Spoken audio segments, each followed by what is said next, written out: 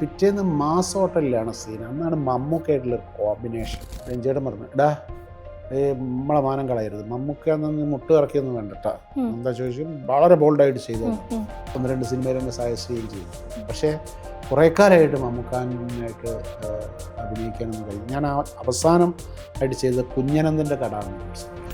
1-2 പടത്തിലൊക്കെ ആകുമ്പോൾ എന്നോട് ഒരാൾ ചോദിക്കുന്നത്, ഓ മമ്മൂക്ക റെക്കമെൻഡ് ചെയ്യാൻ പറ്റേ, നമ്മളറിയുന്നില്ലല്ലോ മമ്മൂക്ക റെക്കമെൻഡ് ചെയ്താണോ. ഈ മരനിലൊക്കെ ഞാൻ അത്ഭുതപ്പെട്ടു പോയത്, മരം പിടിക്കുന്നൊക്കെ സീനുണ്ട്. ആ പുഴ എന്ന് പറഞ്ഞാൽ അപ്പുറത്തൊരു ഡാം തുറന്നു വിടുന്ന വെള്ളത്തിൽ ചീങ്കണ്ണി വരെ ഉണ്ടാവുന്ന പറയുന്നത്. ലിവർ സിറോസിസ് എന്നുള്ള ഡയഗ്നൈസ് ചെയ്തതോട് കൂടി നമ്മളാകെ ഒരു 5-6 കൊല്ലം ഞാനത് കൊണ്ട് പോയി മരുന്നിലൊക്കെ ആയിട്ട് മോളും ഞാനൂടി പരസ്പരം നോക്കി പൊട്ടിക്കരയാൻ തുടങ്ങി. ഒരു അനുയോജ്യമായ ഒരു കരള് കിട്ടാത്തതിൽ മുട്ടി നിൽക്കുകയാണ്. പിന്നെ എനിക്ക് വിളിയാ, സാർ ഞാൻ തരാൻ തയ്യാറാണ്, പക്ഷെ എനിക്കൊരു 40 ലക്ഷം രൂപ ബാധ്യത ഉണ്ട് സാർ, അതൊന്ന് ആക്കിയാൽ. അവസ്ഥ അഹങ്കരിക്കണ്ട. പിന്നെ എനിക്ക് തോന്നി ലൈഫ് തിരിച്ചു പിടിക്കണം.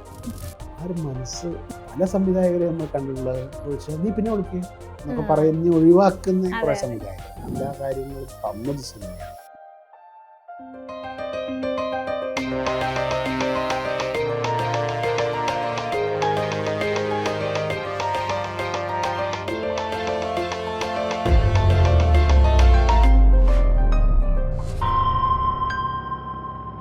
ഹായ്, എല്ലാവർക്കും നമസ്കാരം.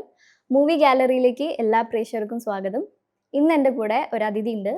അദ്ദേഹത്തെ ഞാൻ പരിചയപ്പെടുത്തി തരേണ്ട ആവശ്യമില്ല, കാരണം നമ്മൾ മലയാളികൾക്ക് എല്ലാവർക്കും നല്ലോണം അറിയുന്ന ഒരു ഫേസാണ്, എസ്പെഷ്യലി കോഴിക്കോടുകാർക്ക്. ഞങ്ങളുടെ സ്വന്തം കോഴിക്കോടിൻ്റെ വിജയൻ കാരന്തൂർ. സർ നമസ്കാരം. നമസ്കാരം. Welcome to the show. Thank U.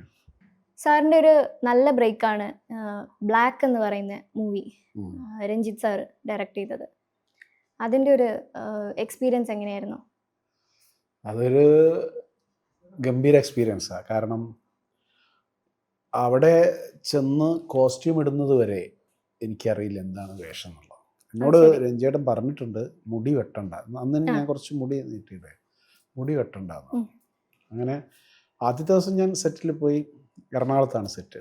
അപ്പം ഞാൻ ആകെ അറിയുന്നത് അതിൽ പ്രേംകുമാറിന് മാത്രമാണ്, പിന്നെ രഞ്ജേട്ടനെ. അങ്ങനെ അവിടെ ചെന്നു. അപ്പം ഞാൻ ചോദിക്കാനൊന്നും പോയില്ല. അത് വലിയൊരു ഓഫറാണ്, രഞ്ജേട്ടൻ തന്നൊരു ഓഫറാണ്. കാരണം കുറേ മുമ്പ് ഞാൻ വിളിച്ചിട്ട് അപ്പോൾ അന്ന് ഹലോ എന്ന പേരിലൊരു പടം, ഒരു ക്യാമ്പസ് ഫിലിം പ്ലാൻ ചെയ്തതാണ്. പക്ഷെ അതൊന്നും നടന്നില്ല. അതിൻ്റെ ഇടയ്ക്ക് സിനിമയിൽ പ്രശ്നങ്ങളുണ്ടായി, സമരം വന്നു, അങ്ങനെ അതങ്ങ് പോയി. അപ്പോൾ അതിന് ശേഷം ഞാനൊരു ദിവസം രാത്രി തൃശ്ശൂർ നമ്മളുടെ സ്കൂൾ കലോത്സവത്തിൻ്റെ ജഡ്ജ്മെൻറ്റൊക്കെ കഴിഞ്ഞ് രാത്രി ഒന്ന് വിളിച്ചു. അപ്പോൾ ഞാൻ ചോദിച്ചു അടുത്ത പടം. ഞാൻ പറഞ്ഞു, അപ്പം എന്നോട് ഇങ്ങോട്ട് ചോദിച്ചു, എന്താ നിനക്ക് അഭിനയിക്കണമെന്ന് ചോദിച്ചു. കാരണം എൻ്റെ സീനിയറായിട്ട് പഠിച്ച കുറച്ച് സ്വാതന്ത്ര്യമൊക്കെ സ്കൂൾ ഓഫ് ഡ്രാമയിൽ. അപ്പോൾ ഞാൻ പറഞ്ഞു, എനിക്ക് അഭിനയിക്കണം. എന്നാൽ നീ അഭിനയിച്ചിരിക്കുന്നു പറഞ്ഞു. അങ്ങനെ കഴിഞ്ഞു, ഞാനത് മറന്നു. അങ്ങനെ കുറേ കാലം കഴിഞ്ഞിട്ട് ഞാനൊരു ഓണപരിപാടിക്ക് ഇതേപോലെ ഒരു ഓണത്തിൻ്റെ സമയത്ത് ഒരു ടെലിഫിലിമിന് വേണ്ടി ഞാൻ ഒരു ലൊക്കേഷനിൽ ഇരിക്കുകയാണ്. KK ചന്ദ്രൻ എന്ന കണ്ണൂർക്കാരനായിട്ടുള്ള ഡയറക്ടർ. അപ്പോൾ എൻ്റെ വേഷം തുടങ്ങിയിട്ടില്ല. ഞാനിങ്ങനെ കാത്തിരിക്കുന്ന, അവിടെ ഷൂട്ട് നടക്കുന്നുണ്ട്. അപ്പോൾ എനിക്കൊരു ഫോണ്, രഞ്ജുവിൻ്റെ ഘനഗംഭീരമായ ശബ്ദത്തിൽ, നീ ഇന്ന് കയറണം, നാളെ നിനക്ക് ഷൂട്ടുണ്ട്. ഏതാ സിനിമ എന്നൊന്നും എനിക്കറിയില്ല, ഒന്നും അറിയില്ല. അപ്പോൾ എന്നോട് പറഞ്ഞു, ആൻഡോ ജോസഫ് വിളിക്കുന്നു. ആൻഡോ ജോസഫാണ് അതിൻ്റെ കൺട്രോളർ. ആൻഡോ ജോസഫ് വിളിച്ചു. അങ്ങനെ വൈകുന്നേരം തന്നെ ഞാൻ എറണാകുളത്തേക്ക് വണ്ടി കയറി. അപ്പം ഞാൻ മറ്റേ പറഞ്ഞാൽ ഞങ്ങൾ പോകണം, കാരണം അതൊരു വലിയൊരു ഓപ്പർച്യൂണിറ്റിയാണ് എന്നൊക്കെ പറഞ്ഞു. ഞാൻ മൂപ്പരെ വിഷമിപ്പിക്കേണ്ടെന്ന് വിചാരിച്ചു. അയ്യോ ഭയങ്കര സങ്കടമായി, അതൊന്നും ഒരു പ്രശ്നമില്ല, അങ്ങ് പോയിക്കോളാൻ പറഞ്ഞു. അങ്ങനെ ഞാൻ അവിടെ എത്തി. നല്ല ഒരു ഹോട്ടലിലൊക്കെ മുറി അങ്ങനെ തന്നു. പിറ്റേന്ന് രാവിലെ ഞാൻ ലൊക്കേഷനിൽ പോയി. ലൊക്കേഷനിൽ എല്ലാവരും അങ്ങനെ നടക്കണ്ടെന്ന്, ഒന്നും നടക്കുന്നില്ല. ഞാനവിടെ ഇങ്ങനെ ഇരുന്നു, പ്രേമനെ കുറിച്ച് സംസാരിച്ചാണ്. അമൽനീരത ക്യാമറ, ബ്ലാക്കിൻ്റെ. അപ്പം ഞാൻ കാത്തിരുന്നു. പിറ്റേന്ന് പോയി, അന്നൊന്നും നടന്നില്ല. റൂമിൽ പോയി. അങ്ങനെ പിറ്റേന്ന് പോയി ഇതേപോലെ പിറ്റേന്ന് പോയിട്ട് ഉച്ചയ്ക്ക് ഭക്ഷണമൊക്കെ കഴിച്ച് കഴിഞ്ഞ് ഒന്നും നടക്കൂല ഞാൻ മനസ്സിൽ വിചാരിച്ചു. അപ്പം എന്നോട് പറഞ്ഞു ആരും ശ്രദ്ധിക്കുന്നില്ലായിരുന്നു. അല്ല നമ്മളവിടെയൊക്കെ ഉണ്ടല്ലോ സിനിമയല്ലേ വേറെ സംഭവം, നമ്മൾ തുടക്കക്കാരനല്ലേ. അപ്പോൾ ഉച്ചയ്ക്ക് ശേഷം ഊണൊക്കെ കഴിഞ്ഞപ്പോൾ എന്നോട് പറഞ്ഞു നമ്മൾ നോക്കല്ലേ എന്ന് ഡയറക്ടർ രഞ്ജൻ.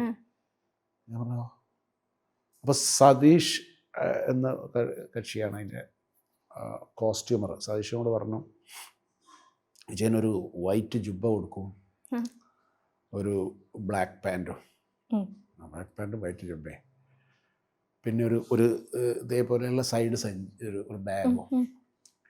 എന്നോട് ഞാൻ ഒന്നും പറഞ്ഞില്ലേ, നീ ഇന്ന ആളാണ്. അങ്ങനെയാണ് നായ് ബാബു എന്നൊരു പിമ്പാണ് ആ ക്യാരക്ടർ. അത് ഭയങ്കര രസമായി, എനിക്ക് ഭയങ്കര തോന്നി. അപ്പോൾ ഫസ്റ്റ് ടേക്ക് ഓക്കെ ആയി. അത് ഷോട്ട് ഒരു ഓട്ടോറിക്ഷയിൽ ഒരു സ്ത്രീ വരുന്നതും ആ സ്ത്രീ എഴുന്നേറ്റ് ദേഷ്യം പിടിച്ച് പോകുന്നു. ഞാൻ പിന്നാലെ മോളെ പോലെ ബാബേട്ടനെ മോളെ ഫസ്റ്റ് ടേക്ക് തന്നെ ഓക്കെ ആയപ്പോൾ പറഞ്ഞു നിന്റെ ചോറ് ഇതാണ് എന്നൊക്കെ. ഓ ആയിക്കോട്ടെ, ചോറോ കഞ്ഞിയോ എന്താ വെച്ചാൽ ആയിക്കോട്ടെ. അങ്ങനെ പിറ്റേന്ന് ആ ഷോട്ട് ഇതൊക്കെ കഴിഞ്ഞ് പിറ്റേന്ന് മാസ് ഹോട്ടലിലാണ് സീൻ. അന്നാണ് മമ്മൂക്കായിട്ടുള്ളൊരു കോമ്പിനേഷൻ. അപ്പം നമ്മളൊരു ഇത് വെച്ചിട്ട് Mammookka is a great actor. അപ്പോൾ എന്നോട് പറഞ്ഞു രഞ്ജേട്ടൻ പറഞ്ഞു എടാ നമ്മളെ മാനം കളയരുത്, മമ്മൂക്ക നിന്ന് മുട്ട് ഇറക്കിയൊന്നും വേണ്ടട്ടാ, എന്താ ചോദിച്ചു വളരെ ബോൾഡായിട്ട് ചെയ്തോന്നു. ഓ അപ്പം ഞാൻ പരിചയപ്പെടുത്തി, അത് വിജയൻ എൻ്റെ ജൂനിയറായിട്ട് സ്കോഡ്രാമ. സ്കോഡ്രാമയാണല്ലേ, എനിക്ക് ചേരാൻ പറ്റില്ല എന്നൊക്കെ മമ്മൂക്ക ഭയങ്കര ഡയലോഗ്. ഞാൻ മനസ്സിൽ ചിരിച്ചു. അപ്പോൾ എന്നോട് പറഞ്ഞു അതേ ഗംഭീരമായിട്ട് ചെയ്യണം, മലയാള സിനിമയിൽ കുതിരവട്ടം പപ്പുച്ചേട്ടൻ്റെ സിംഹാസനം ഒഴിഞ്ഞു കിടക്കുകയെന്ന്. ഞാൻ മനസ്സിൽ പറഞ്ഞു പപ്പുചേട്ടൻ അവിടെ കിടക്കണോ, ഈ ഒരു കീടമായ ഞാനവിടെ കിടക്കുന്നത്. അങ്ങനെ മൂപ്പര് ഭയങ്കരമായിട്ട് എൻകറേജ് ചെയ്തു. അത് സപ്പോർട്ട് ചെയ്തു. ആ സീനൊക്കെ ഗംഭീരമായിട്ട് എടുത്തു. ആ ഒരു സ്നേഹം പിന്നീടുള്ള എല്ലാ സിനിമയിലും നമുക്കതിൻ്റെ കൂടെ അഭിനയിച്ചിട്ടുള്ളൊക്കെ സിനിമയിൽ നമുക്കൊരു കെയറിങ് ഉണ്ടായിരുന്നു. ഒന്ന് രണ്ട് സിനിമയിൽ എന്നെ സജസ്റ്റ് ചെയ്യുകയും ചെയ്തിട്ടുണ്ട്. പക്ഷേ കുറേ കാലമായിട്ട് മമ്മൂക്കാനായിട്ട് അഭിനയിക്കാനൊന്നും കഴിഞ്ഞു. ഞാൻ അവസാനം ആയിട്ട് ചെയ്ത കുഞ്ഞനന്ദൻ്റെ കട എന്ന് പറഞ്ഞൊരു സിനിമയാണ്, സലീം അഹമ്മദിൻ്റെ. അതിലാണ് ലാസ്റ്റ് കാണുന്നത്. അതിപ്പോൾ വർഷങ്ങൾ 5-7 വർഷത്തെയാണ്. പക്ഷേ അതിന് ശേഷം പിന്നെ ഞാൻ ഒരിക്കലും വേറെ നമ്മളൊരു കക്ഷിയുടെ കൂടെ ഒരു കഥ പറയാൻ പോയിരുന്നു. പക്ഷെ അതിൻ്റെ ഒരു സിനോപ്സിസൊക്കെ തയ്യാറാക്കി കൊടുത്താൽ മതി, വായിക്കാൻ നേരില്ല എന്നൊക്കെ പറഞ്ഞു. പക്ഷെ ഞാൻ അങ്ങനെ ഒരു ലിവർ സിറോസിസ് വന്ന് പെട്ടു. അത് ലിവർ ട്രാൻസ്പ്ലാന്റ് ചെയ്തേ പറ്റൂ. അങ്ങനെ ഞാൻ ജോർജിനെ വിളിച്ച് മമ്മൂക്കാനോട് വിവരം പറയാൻ പറഞ്ഞു. അങ്ങനെ മമ്മൂക്കാൻ്റെ ഒരു ചെറിയ സാമ്പത്തിക സഹായമൊക്കെ ഉണ്ടായിട്ടുണ്ട്. അപ്പോൾ കുറേ കാലത്തിന് ശേഷം ഞാൻ കഴിഞ്ഞ ഇതിൽ അമ്മയുടെ കുടുംബസംഗമത്തിന് കണ്ടു. അപ്പോൾ എന്നോട് ചോദിച്ച കാര്യങ്ങളൊക്കെ അങ്ങനെ സുഖമായില്ലെന്നൊക്കെ. അപ്പോൾ വളരെ 1-2 പടത്തിലൊക്കെ ആകുമ്പോൾ എന്നോട് ഒരാൾ ചോദിക്കും മമ്മൂക്ക റെക്കമെൻഡ് ചെയ്യാൻ മാത്രമൊക്കെ നമ്മളറിയുന്നില്ലല്ലോ മമ്മൂക്ക റെക്കമെൻഡ് ചെയ്താണോ എന്നൊന്നും. അങ്ങനെ ഒരു നല്ല എക്സ്പീരിയൻസ് ആയിരുന്നു ആ ഫസ്റ്റ് പടത്തിൽ. പക്ഷേ അന്നൊന്നും ഇതേപോലെ ഒരു ചാനൽ ബൂസ്റ്റിംഗ് ഇല്ല. ഇന്നിപ്പോൾ ഒരു സിനിമ ഇറങ്ങിക്കഴിഞ്ഞാൽ ഒരു 10 വിധം ഇൻ്റർവ്യൂകൾ, 10 വിധം സംഭവങ്ങൾ അവരെ ഒന്നിച്ചിരിക്കുന്നു, അങ്ങനെയാക്കുന്നു, കോൺട്രവേഴ്സി ഉണ്ടാക്കുന്നു, അതിന് മാർക്കറ്റ് ചെയ്യുന്ന പ്രൊമോഷൻസ് ഉണ്ടാകും. അന്ന് അതൊന്നുമില്ല. എന്നാലും എനിക്ക് അതിൻ്റെ ഒരു ഓളത്തിൽ കുറേ സിനിമകൾ കിട്ടി. അത് നല്ലൊരു ഒരു എൻട്രി എന്നൊക്കെ പറയാവുന്ന രീതിയിൽ അതിന് തുടർച്ചയായിട്ട് അവരൊക്കെ എടുക്കുന്ന സിനിമകളിലൊക്കെ അങ്ങനെ ഷാജി കൈലാസിൻ്റെ കൂടെ, അതേപോലെ ജോഷി സാറിൻ്റെ കൂടെ, സത്യനന്ദിക്കാരൻ, അങ്ങനെ ഗ്രേറ്റ് ഡയറക്ടേഴ്സിൻ്റെ കൂടെയൊക്കെ സിനിമ ചെയ്യാൻ പറ്റി. കുറേ മലയാള ഇൻഡസ്ട്രിയിലെ ഏറ്റവും പ്രഗത്ഭരായിട്ടുള്ള നടന്മാരുടെ കൂടെ വർക്ക് ചെയ്യാൻ പറ്റി. അതൊക്കെ തന്നെ വലിയൊരു ബോണസാണ് നമ്മളെ സംബന്ധിച്ചിടത്തോളം. ഒന്നും ആരും കാരണം എന്ന് പറഞ്ഞാൽ അത്രയും ക്രൈസ് ഉള്ളൊരു മേഖലയാണിത്. പലർക്കും ഇതിനോട് വല്ലാത്തൊരു ക്രൈസാണ്, പക്ഷെ എത്തിപ്പെടാൻ പറ്റുന്നില്ല. പക്ഷെ ഇന്നിപ്പം കുറെ കൂടി ഓപ്പർച്യൂണിറ്റി ഉണ്ട്. സോഷ്യൽ മീഡിയ ത്രൂ ആയാൽ പോലും അങ്ങനെ വരുന്നുണ്ട്. അതേപോലെ തന്നെ ഇപ്പോൾ കാസ്റ്റിംഗ് ഡയറക്ടേഴ്സ് കുറേ ആളുകളെ കണ്ടെത്തി പ്രൊമോട്ട് ചെയ്യുന്നുണ്ട്. അത് നമുക്ക് ഒരു വയറ്റത്തടിയാണ് ശരിക്കും പറഞ്ഞാൽ ഈ കാസ്റ്റിംഗ് ഡയറക്ടേഴ്സ്. പക്ഷെ അവർ പറയാൻ പറ്റില്ല. പക്ഷെ എന്നാലും എപ്പോഴെങ്കിലുമൊക്കെ ഒരു സിനിമ നമുക്ക് തരും ഈ കാസ്റ്റിംഗ് ഡയറക്ടേഴ്സ്. അങ്ങനെയൊക്കെയാണ് എൻ്റെ ഒരു കരിയർ പോകുന്നത്. അതെ. ഇടയ്ക്ക് വെച്ചൊരു ചെറിയൊരു ബ്രേക്ക് ഉണ്ടായി. ആ, അതാണ് ഒരു അവസാനത്തെ ഒരു സിനിമയ്ക്ക് ആ, ശേഷം ഒരു ആ, ആ, വലിയൊരു അതെ, ബ്രേക്ക് വന്നു. അതെ. അങ്ങനെ എൻ്റെ ഒരു സർജറി ഒക്കെ ബന്ധപ്പെട്ട് ലിവർ ആ ട്രാൻസ്പ്ലാന്റ് ഒക്കെ സമയത്താണ് ഒരു സർജറി. 1.5 വർഷം അങ്ങനെ വിട്ടു നിൽക്കേണ്ടി വന്നു. അത് ശരി. അതിനുശേഷം ഞാൻ വരുന്നത് തലവൻ എന്ന് പറഞ്ഞ സിനിമയിലാണ്. ആ, ഒരൊറ്റ ദിവസം ഷൂട്ടേ ഉള്ളൂ, പക്ഷേ അതൊരു ഗംഭീരമായിട്ടുള്ള ഒരു പഞ്ചിങ് സംഭവമായി. കാരണം അത് പ്ലേസ് ചെയ്ത് അങ്ങനത്തെ ഒരു സ്ഥലത്താണ്. ഇനി ഇവരെന്ത് ചെയ്യുമെന്നൊക്കെ ആളുകളിൽ ഉദ്വേഗം ഉണ്ടാക്കിയ ശേഷം അത് ഇയാളെ ഒറ്റ കൊടുക്കുമെന്നൊക്കെ ഉള്ള വലിയൊരു സംഭവം. പക്ഷേ ഇയാളെ രക്ഷിക്കുന്നൊരു വളരെ പോസിറ്റീവായിട്ടുള്ളൊരു ക്യാരക്ടറായിട്ട് കിട്ടി. അത് സംഭവം. ഇനിയിപ്പോൾ ധീരം എന്ന് പറഞ്ഞൊരു സിനിമ കഴിഞ്ഞു. പിന്നെ ഇപ്പോൾ ലാസ്റ്റ് ചെയ്ത് കഴിഞ്ഞു ഇനിയിപ്പോൾ സുരേഷ് ഗോപി നായകനായിട്ടുള്ള ഒറ്റക്കൊമ്പൻ. അതിന്റെ ഇപ്പൊ ഷൂട്ടിംഗ് കഴിഞ്ഞു. ഷൂട്ട് നടക്കേണ്ട എൻ്റെ പോർഷൻസ് ഒക്കെ കഴിഞ്ഞു. അതാണ് ഇപ്പോൾ ലേറ്റസ്റ്റ് ആയിട്ട് നടക്കുന്നത്. ഇതിൻ്റെ ഇടയിൽ 150 സിനിമയോളം ചെയ്തു. ചെറുതും ശ്രദ്ധിക്കപ്പെടുന്നതായിട്ട് കുറേ ക്യാരക്ടേഴ്സ് ചെയ്തു. അപ്പം അതിൽ ശരിക്കും പറഞ്ഞാൽ ആ ഒരു നല്ലൊരു ക്യാരക്ടറായാണ് ഈ ഒരു സംഭവം. ആളുകൾ കുറച്ചുകൂടി എടുത്തൊരു സാധനം ഈ നായി ബാബു. അതെ, അതാണ് ബാബേടനാ മോളെ എന്നുള്ളൊരു പറഞ്ഞു വരുന്നത്, ഓടിയെത്തുന്നത്. അതൊരു ഹിറ്റായി സംഭവം. ഇപ്പൊ പറഞ്ഞ പോലെ മമ്മൂക്കായിട്ടുള്ള ഒരു ക്ലോസ് കണക്ഷന് ശേഷം അങ്ങനെ ഫിലിമിലേക്ക് വേറെ വേറെ ചാൻസസ് കിട്ടിയിട്ടുള്ളത് എന്തെങ്കിലും ഉണ്ടായിരുന്നോ? അങ്ങനെയാണ് തസ്കര വീരൻ, അതേപോലെ കുറച്ച് പടത്തെ. പക്ഷെ തസ്കര വീരനിൽ എനിക്ക് ഫുള്ളായിട്ട് പോകാൻ പറ്റിയില്ല. ആദ്യത്തെ ഒരു 1-2 ദിവസമേ പറ്റി. പിന്നെ വേറൊരു സിനിമ വന്നുകൊണ്ട് അത് ആയി. പിന്നെ അവരുടെ ഒരു ഷെഡ്യൂളൊക്കെ മാറിയതുകൊണ്ടുള്ളൊരു പ്രശ്നമാണ്. പിന്നെ എനിക്ക് എടുത്തു പറയാവുന്ന ചില നല്ല വേഷങ്ങൾ തന്നിട്ടുള്ളത് ജോഷി സാറ്. ജോഷി സാറിൻ്റെ നരൻ എന്ന് പറഞ്ഞ സിനിമയിൽ അത് വലിയൊരു എക്സ്പീരിയൻസ് ആയിരുന്നു. അത് 56 ദിവസം ഞാനൊക്കെ ലൊക്കേഷനിൽ അതിലുണ്ടായിരുന്നു. പിന്നെ ഞാൻ, ജയരാജേട്ടൻ, അതുപോലെ മണികണ്ഠൻ പട്ടാമ്പി, വിജയൻ പെരിങ്ങോട്, അങ്ങനെ കുറച്ച് ആളുകൾ, ഒരു കവല സെറ്റപ്പ് ഉണ്ടായിരുന്നു.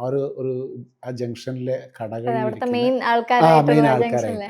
അപ്പം ഞാനൊരു ബ്രോക്കറാണ്, കല്യാണ ബ്രോക്കർ ഗോവിന്ദൻ എന്ന ക്യാരക്ടർ. അതൊക്കെ രഞ്ജൻ പ്രമോദ് ആയിരുന്നു അതിൻ്റെ സ്ക്രിപ്റ്റ് റൈറ്റർ. രഞ്ജനാണ് ജോഷ് സാറിനെ പരിചയപ്പെടുത്തുന്നതൊക്കെ. അതേപോലെ തന്നെയാണ് രഞ്ജൻ തന്നെയാണ് സത്യനന്ദിക്കാടിനെ പരിചയപ്പെടുത്തുന്നത്. ഞാൻ സത്യേട്ടൻ്റെ പടത്തിൽ അച്ചുവിൻ്റെ അമ്മയിലാണ് ഞാൻ ആദ്യമായിട്ട് അഭിനയിക്കുന്നത്. അങ്ങനെ തുടർച്ചയായിട്ട് പിന്നെ 5-8 സിനിമകളിൽ സത്യേട്ടൻ. അതൊക്കെ 2003-2004 മോഹൻലാൽ സാറായിട്ടുള്ള ഒരു എക്സ്പീരിയൻസ്, സംസാരിച്ച ഇന്ററാക്ഷൻസ് ഒക്കെ ഉണ്ടായിട്ടുണ്ടാവുമല്ലോ. ഉണ്ട്. അപ്പൊ ലൊക്കേഷനിൽ അങ്ങനെ ആ പുള്ളി രാവിലെ ഒന്ന് വന്നാൽ വിഷ് ചെയ്യും, ചോദിച്ചു. അപ്പോൾ ഈ നരനിലൊക്കെ ഞാൻ അത്ഭുതപ്പെട്ടു പോയത് അദ്ദേഹത്തിൻ്റെ ഒരു ഡെഡിക്കേഷനാണ്. അതായത് ആ മരം പിടിക്കുന്നൊക്കെ സീന്, ആ പുഴ എന്ന് പറഞ്ഞാൽ അപ്പുറത്തൊരു ഡാം തുറന്നു വിടുന്ന വെള്ളം. ഒക്കനാക്കൽ ആണ് സ്ഥലം. ഒക്കനാക്കൽ അവിടെ നമ്മളുടെ തമിഴ്നാടിൻ്റെ കർണാടക ബോർഡറാണ്. ഈ പുഴ അക്കരെ കർണാടക, ഇക്കരെ തമിഴ്നാട്. അത് നമ്മളെ ഇതിൻ്റെയൊക്കെ അടുത്താണ്. സേലമൊക്കെ കഴിഞ്ഞിട്ട് ധർമ്മപുരി ഒക്കെ അതിൻ്റെയൊക്കെ അടുത്താണ്. അപ്പോൾ രാവിലെ ആ വെള്ളത്തിൽ ഒട്ടും തണുപ്പാണ്. ആ വെള്ളത്തിന് രാവിലെ പുള്ളി ഒരു ഹാഫ് ട്രൗസറ്, ഒരു ബ്ലാക്ക് ടീഷർട്ട് നിന്ന് കയ്യൊന്നുമില്ലാത്ത ടീഷർട്ടൊക്കെ ഇട്ടിട്ട് വെള്ളത്തിലങ്ങ് ഇറങ്ങിയിട്ട് ആ ഷൂട്ട് ഫസ്റ്റിലൊരു 9 മണിക്കൊക്കെ 8 മണിക്കൊക്കെയാണ് ഫസ്റ്റ് ഷോട്ട് തുടങ്ങുന്നത്. അതിൽ ഇറങ്ങിയിട്ട് പിന്നെ ഇടയ്ക്കൊന്ന് കരയിൽ കയറും. എന്നിട്ട് ആ തണുപ്പൊന്ന് മാറ്റാൻ ഒരു 2 പഫ് സിഗരറ്റൊക്കെ എടുത്തിട്ട് വീണ്ടും ചാടും. അങ്ങനെ വൈകുന്നേരം വരെ അങ്ങനെ വെള്ളത്തിൽ കിടന്ന്, ആ വെള്ളത്തിൽ ചീങ്കണ്ണി വരെ ഉണ്ടാവുന്ന പറയുന്നത്.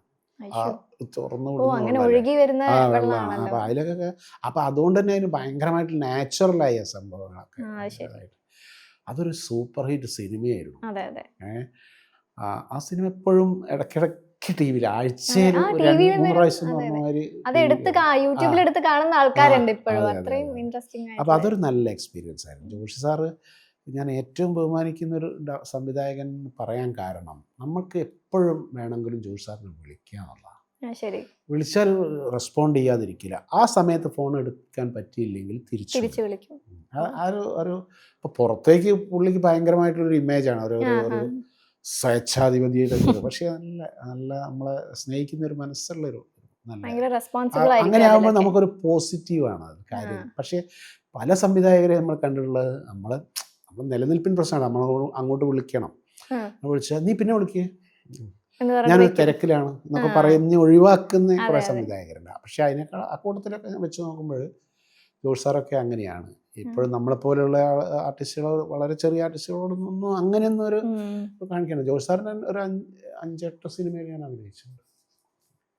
പിന്നെ എനിക്ക് കുറേ സിനിമകൾ തന്നിട്ടുള്ള ഒരു സംവിധായകൻ റോഷൻ ആൻഡ്രൂസാണ്. റോഷൻ ആൻഡ്രൂസിൻ്റെ ഇവിടം സ്വർഗമാണ് സിനിമയിലാണ് ഞാൻ നല്ല മൂവിയാണത്. അതിൽ ഒരു ക്യാരക്ടർ ചെയ്തു. അതിന് ശേഷം ഇത് അവസാനം സല്യൂട്ട് വരെയുള്ള സിനിമയിൽ സല്യൂട്ട് നല്ല എപ്പോഴും ഇതേപോലെ തന്നെ എപ്പോഴും നമുക്ക് വിളിച്ച് കാര്യങ്ങൾ അന്വേഷിക്കാൻ പറ്റും. സല്യൂട്ടില് ദുൽഖറായിട്ടുള്ളത് ദുൽഖറിനെ ഞാൻ ശ്രദ്ധിച്ചിട്ടുള്ളത്, ദുൽഖർ വളരെ ഒരു ജെന്റിൽ അപ്രോച്ചാണ്. കാരണം എന്നാൽ അങ്ങനെ മറ്റൊരു സംഭവം എല്ലാവരെയും കെയർ ചെയ്തുകൊണ്ട് എന്നാലും എല്ലാവരുമായിട്ട് ഒരു ഇത് വളരെ മെച്ചുവറായിട്ടുള്ളൊരു സംസാരിച്ചതായി. അദ്ദേഹത്തിൻ്റെ കൂടെ ഞാൻ 2 പടം, ഒന്ന് സംസാരം ആരോഗ്യത്തിന് ഹാനി, അത് തമിഴിലും മലയാളത്തിലും എടുത്തൊരു സിനിമയാണ്. അതിൽ തമിഴ് സംവിധായകനായിരുന്നു. അതിലൊരു പൊളിറ്റീഷ്യൻ്റെ ജസ്റ്റ് ഒരു PC ജോർജ് ഔട്ട് ഉള്ളൊരു മനുഷ്യനായിട്ട്. അപ്പോൾ ആ ഒരു ക്യാരക്ടർ ചെയ്തു.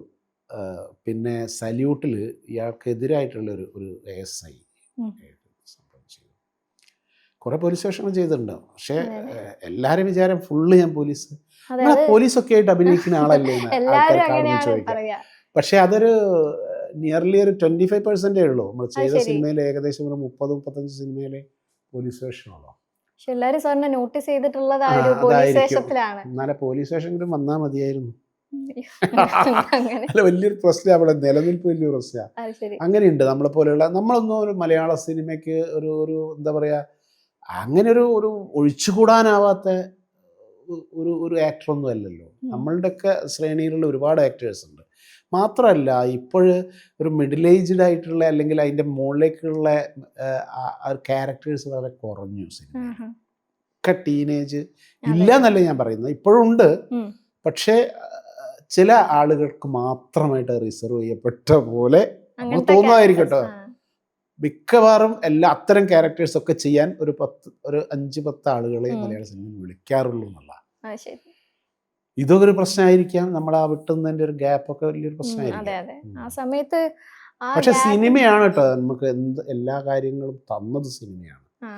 മറ്റല്ലെങ്കിൽ ഇപ്പോഴും നാടകം കഴിച്ച് ആ നാടകവേദിയിൽ തന്നെ തുടരുകയായിരുന്നതിൽ ഇപ്പോൾ ശരിക്കും ഡയാലിസിസ് ഒക്കെ ചെയ്യേണ്ടി വരികയായിരുന്നു. കാരണം എന്ന് പറഞ്ഞാൽ ഞാൻ അറിയുന്ന ഒരുപാട് ആളുകൾ പ്രൊഫഷണലിൽ അവസാനം വരെ നീര് വറ്റുന്നത് വരെ ചോരയും നീരും നാടകത്തിന് കൊടുത്തിട്ട് അവസാന കാലത്ത് കഷ്ടപ്പെടുന്ന ആളുകളുണ്ട്. അന്നൊക്കെ ഞാനൊക്കെ അഭിനയിക്കുന്ന കാലത്ത് എൻ്റെ പ്രതിഫലം 110 രൂപയാണ്. ചിരന്തന അത് ഏതാ 95-96 ആ കാലഘട്ടത്തിലാണ്. അന്ന് ഏറ്റവും വലിയ പ്രതിഫലം ആ ട്രൂപ്പിൽ 160 രൂപയാണ്.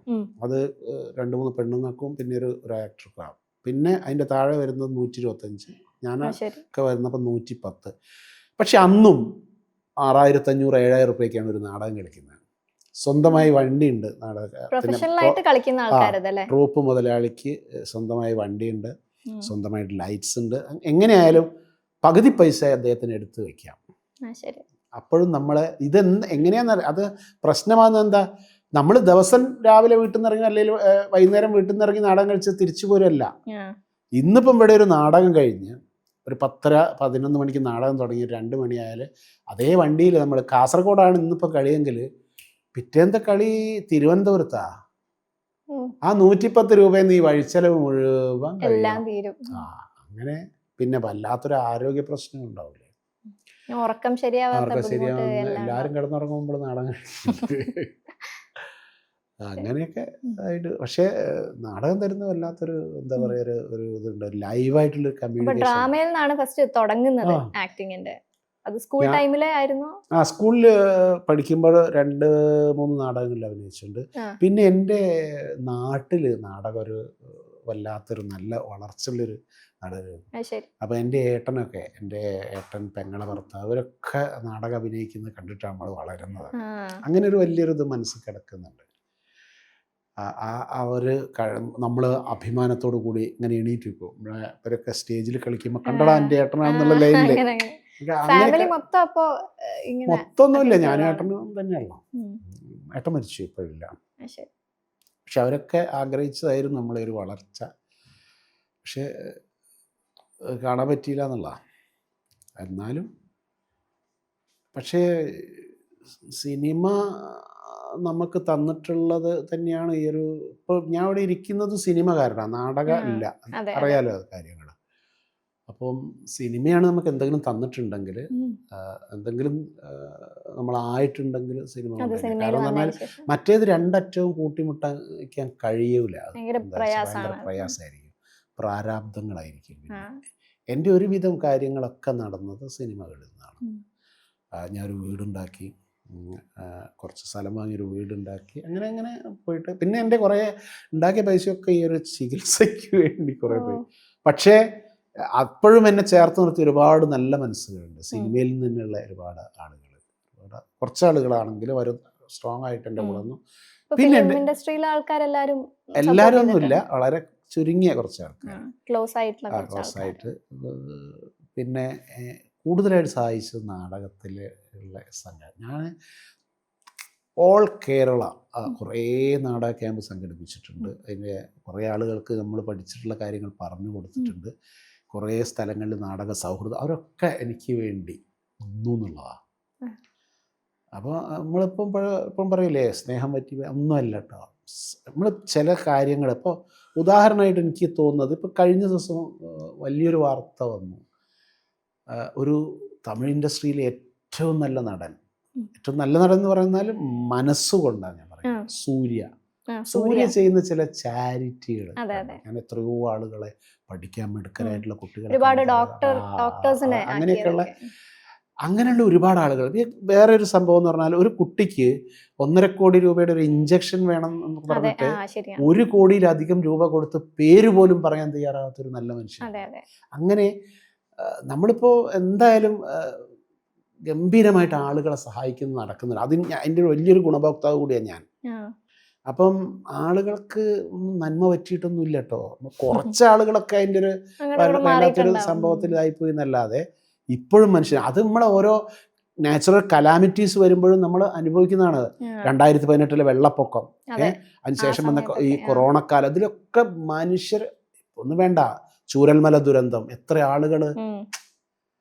ആളുകൾക്ക് ഇപ്പോഴും മനസ്സിൽ മറ്റുള്ളവരെ സഹായിക്കണം എന്നുള്ള ഒരു സംഭവം തന്നെയാണുള്ളത്. അതിൽ ചില സംഭവങ്ങളിൽ ഇപ്പോൾ ചില ഡ്രഗൊക്കെ വന്ന് അതിൻ്റെ ഉള്ളിൽ കൂടെയൊക്കെ പോവാന്നല്ലാതെ ആ ഒരു മനുഷ്യത്വം ഉള്ള ആൾക്കാർ തീർച്ചയായിട്ടും അവരെയൊക്കെ നമ്മൾ ശരിക്കും പറഞ്ഞാൽ നമ്മൾ എന്താ പറയാ, ശരിക്കും അവരെയൊക്കെ ദണ്ഡ നമസ്കാരം ചെയ്യണമെന്ന് ഞാൻ പറയാം. കാരണം അതൊക്കെ ഒരു വല്ലാത്തൊരു മനസ്സല്ലേ, ഉണ്ടായിട്ടല്ല അത്, അവനവന് കിട്ടുന്നതിൽ നിന്ന് ഒരു പങ്ക് മറ്റുള്ളവർ കൊടുക്കുകയാണ്. അത് അല്ലാതെ കോടികൾ കെട്ടിയിരിപ്പുണ്ടായിട്ടൊന്നുമല്ല. ഒരു നൗഷാദിനെ പറ്റി വായിച്ചു ചൂരൽമലയിൽ, അയാളുടെ സ്വന്തം മുഴുവൻ ആ ഷോപ്പിലെ വസ്ത്രങ്ങളും അയാളെ കൊടുത്തു. അതേപോലെ തന്നെയാണ് അർജുനു വേണ്ടി ഒരു നാട് മുഴുവൻ കൈ ഓർത്തു. ഒക്കെ നമ്മളൊരു വല്ലാത്തൊരിതല്ലേ. നമ്മളിപ്പം പറയും ഭയങ്കര ബോറാണ്, മനുഷ്യന്മാർ അങ്ങനെയാണ് ഇങ്ങനെയാണെന്ന്. പക്ഷെ അങ്ങനെയൊന്നും അല്ല കേട്ടോ. അതൊക്കെ മുകളിൽ കുറച്ച് ആ പാടെ അങ്ങോട്ട് നീക്കിയാൽ അടിയിൽ നല്ല മനുഷ്യന്മാരുണ്ട്. പിന്നീട് ഇപ്പോഴത്തെ ജനറേഷനും കൂടെ വളരെ ഇഷ്ടപ്പെട്ട ഒരു ക്യാരക്ടറാണ് ഈ അജഗജാന്തരം എന്ന് പറഞ്ഞ ഫിലിമിൽ വന്നത്. അപ്പൊ അത് പെട്ടെന്ന് എല്ലാരും നോട്ടീസ് ചെയ്യുന്ന ഒരു ക്യാരക്ടറാണത്. അങ്ങനെ വന്നപ്പം അജഗജാന്തരം ഒരു വല്ലാത്തൊരു കഥയാണ്. കാരണം എന്ന് പറഞ്ഞാൽ സാധാരണ നമ്മൾ ഉറങ്ങാൻ പോണ സമയത്താണ് ആ സിനിമേൻ്റെ ഷൂട്ടിങ് തുടങ്ങുന്നത്. കാരണം ഒരു 9:30-10 മണിക്ക് ശേഷമാണ് അതിൻ്റെ ഷൂട്ടിങ്. Through out നൈറ്റാണ്. കുറേ ദിവസം അതിന് വേണ്ടി ഉറക്കൊഴിഞ്ഞ് അതൊക്കെ ആയിരുന്നു. അല്ല, പകലൊക്കെ കിടന്നുറങ്ങാം. അങ്ങനെ കുറേ ദിവസം വർക്ക് ചെയ്തിട്ടുണ്ട് അതിൽ. അതൊരു നല്ലൊരു എക്സ്പീരിയൻസ്. നമ്മൾ അറിയുന്ന അങ്ങനെ ഒരു പെപ്പയൊക്കെ ആയിട്ടുള്ളൊരു ഒരു റിലേഷൻ വരുന്നത്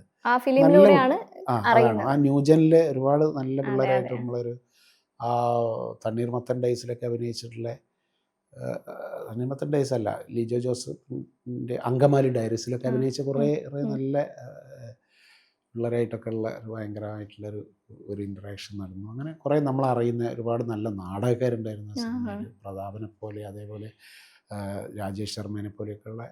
അങ്ങനെ നൈറ്റ് ഷൂട്ടിങ് നല്ല ഇതിലായിട്ട് പോയി.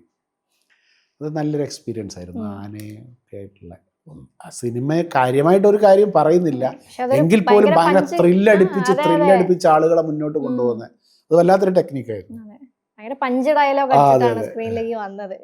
ഡയറക്ടർ ഫസ്റ്റ് പടം അത് ലിജോൻ്റെ അസോസിയേറ്റ് ആണ്. അപ്പോൾ അതൊക്കെ നമ്മൾ പ്രതീക്ഷിക്കാതെ കിട്ടിയൊരു സിനിമയാണ്. അതേപോലെ വേറൊരു പടമുണ്ട്, ഒരു അധോലോക ഒക്കെ ആയിട്ട് ബന്ധപ്പെട്ട് അണ്ടർ വേൾഡ് എന്ന് പറഞ്ഞൊരു സിനിമ.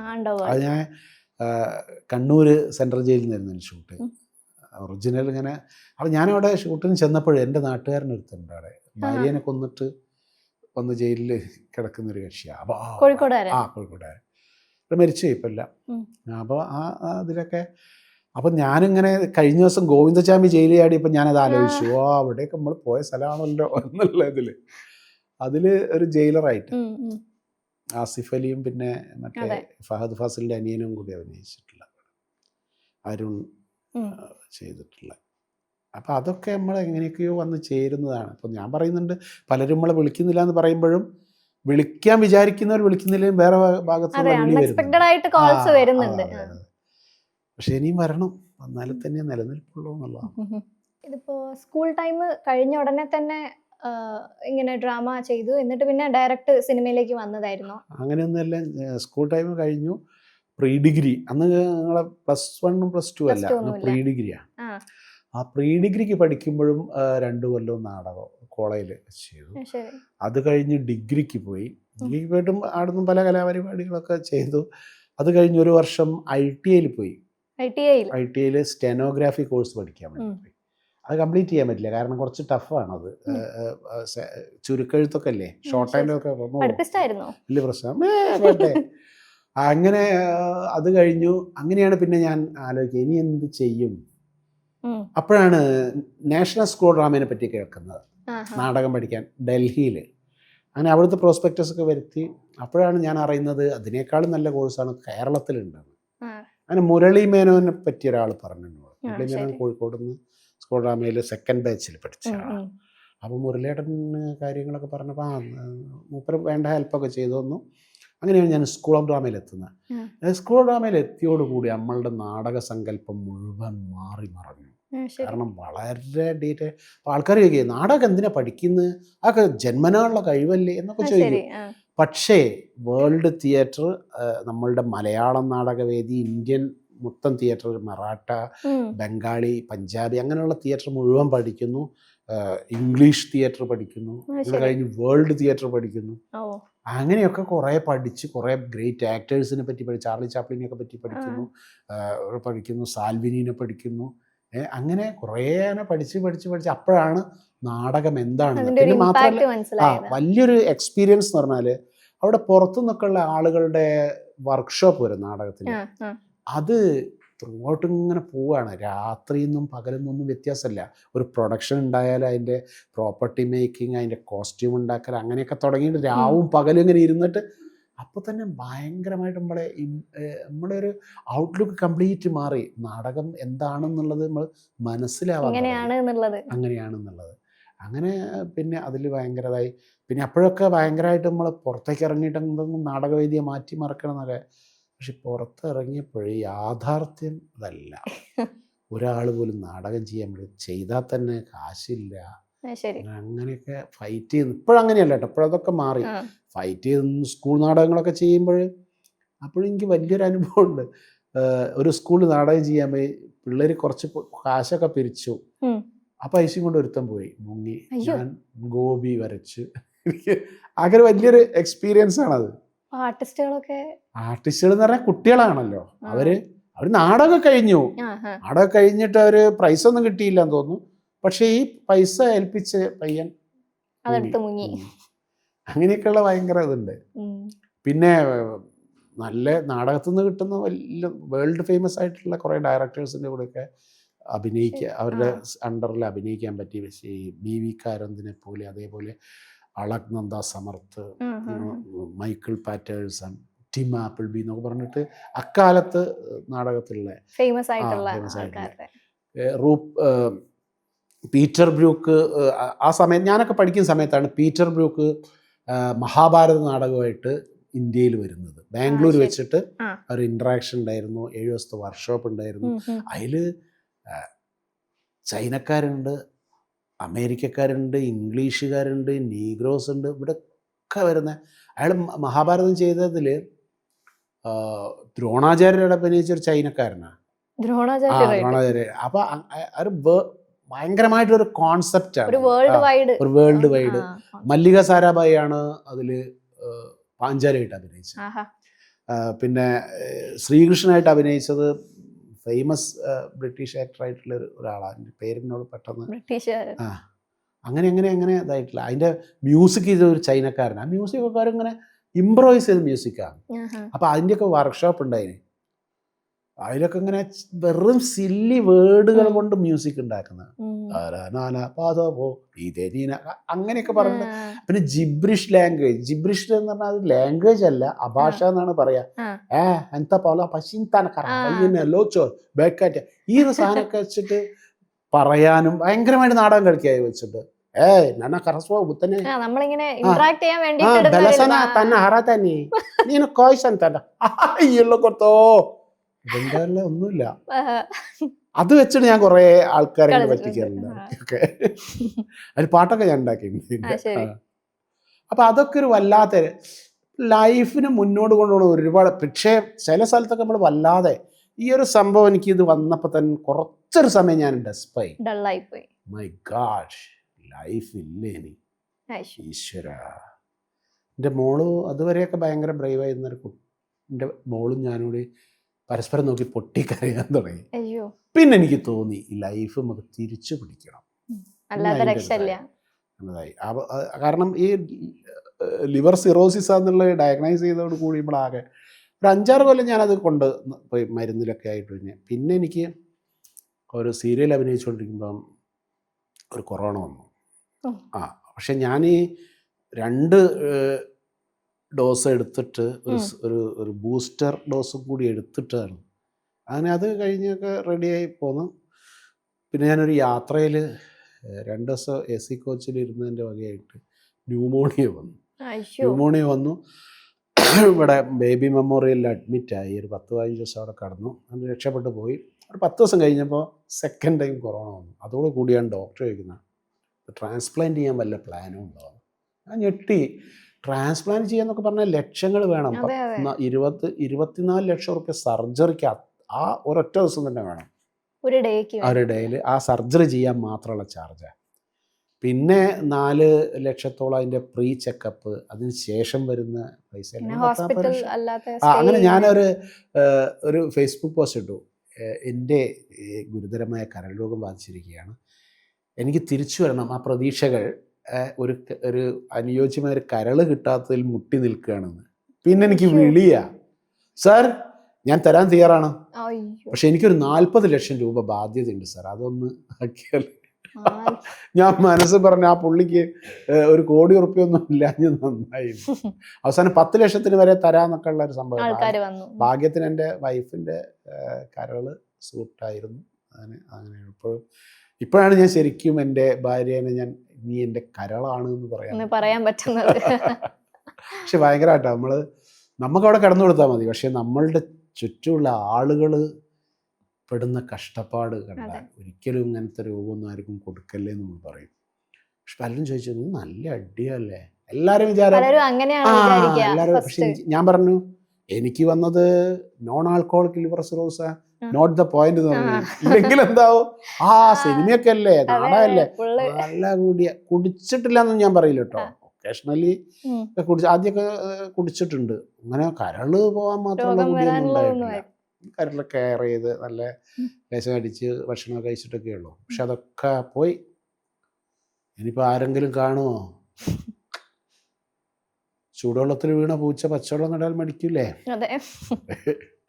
പക്ഷെ എനിക്ക് ഒരുപാട് നന്ദിയുണ്ട് കേട്ടോ, എന്നെ കൂടെ നിന്ന ഒരുപാട്, ഒരിക്കലും മറക്കാൻ പറ്റാത്ത ഒരുപാട്. അപ്പം വലിയ അഹങ്കാരമൊക്കെ മനസ്സിൽ തോന്നുമ്പോൾ ഞാൻ എൻ്റെ ഒരു അവസ്ഥ ആലോചിക്കും. അങ്ങനെ ഈ അഹങ്കരിക്കണ്ട. സാറിനൊക്കെ എങ്ങനെ അഹങ്കാരം വരിക? നല്ല പൈസയൊക്കെ വന്ന അഹങ്കാരം വരില്ലേ? അങ്ങനെയല്ലേ അഹങ്കാരം വരുന്നത്? അഹങ്കാരം വരുന്ന വഴി എന്ന് പറഞ്ഞിട്ട് അങ്ങനെയൊക്കെ ഉണ്ട്. നല്ല കാശ് കിട്ടിയാൽ ചിലപ്പോൾ നമ്മൾ അങ്ങനെ ആലോചിച്ചോ, അപ്പം വിളിക്കുന്നവനോടൊക്കെ എന്ത് എനിക്ക് ഒഴിവില്ല എന്നൊക്കെ പറഞ്ഞോ, ഏതൊരു വഴി ഉണ്ടാവില്ല. AC റൂമില്ലെങ്കിൽ ഞാൻ വരില്ല. AC റൂം ഇപ്പം എല്ലാവർക്കും കിട്ടും, അത് വേറെ കാര്യമാണ്. 5 സ്റ്റാർ ഹോട്ടൽ വേണം, ഇടയ്ക്കിടയ്ക്ക് ജ്യൂസ് വേണം, അല്ലെങ്കിൽ ഇടയ്ക്കിടയ്ക്ക് സലാഡ് വേണം. അങ്ങനെയൊക്കെയാണ് വിവാദങ്ങളാണ് വിവാദങ്ങൾ.